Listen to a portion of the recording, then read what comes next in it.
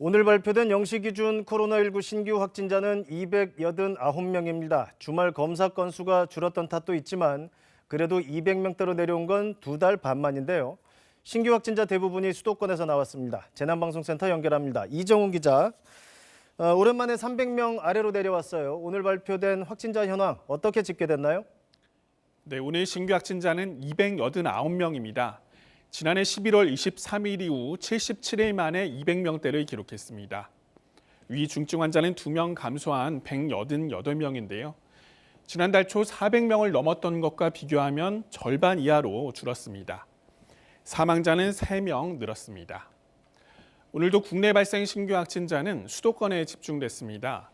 서울 111명을 비롯해 수도권에서 모두 207명 발생했는데요.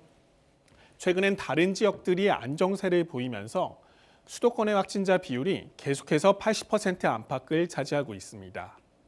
앞서 말씀드린 것처럼 오늘 신규 확진자 수는 11월 23일 이후 가장 적었는데요.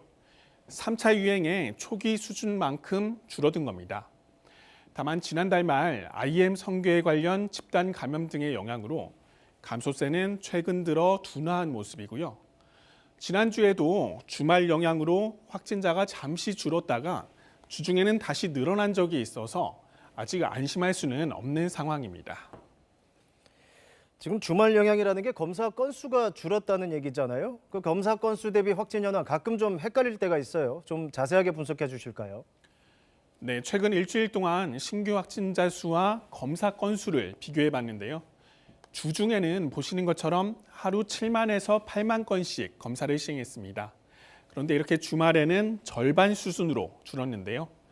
검사 건수가 줄어든 것과 비교하면 확진자 수는 감소폭이 상대적으로 작죠. 이번 주에도 주중에 다시 검사 건수가 늘면 확진자 수는 얼마든지 다시 늘 수 있다는 의미입니다. 여기에 수도권을 중심으로 다양한 집단에서 감염이 끊이지 않는 것도 걱정스럽습니다. 정부가 발표한 집계를 기준으로 살펴보면요. 서울 서대문구의 한 탁구장에서 발생한 감염은 아파트 커뮤니티 시설로 번지면서 어제 0시 기준 모두 16명이 감염됐고요. 서울 광진구의 이른바 헌팅포차와 관련해서도 확진자가 늘면서 모두 69명이 감염된 것으로 확인됐습니다. 경기도 안산에선 인테리어업 관련 종사자와 가족 등 모두 30명이 확진됐습니다. 방역당국은 최근 확진자 수가 줄긴 했지만 설 연휴를 앞두고 있어 긴장의 끈을 놓을 수 없다고 밝혔는데요. 이번 명절에는 가족과 친지 방문, 여행은 자제해달라고 부탁했습니다. 지금까지 재난방송센터에서 KBS 뉴스 이정훈입니다.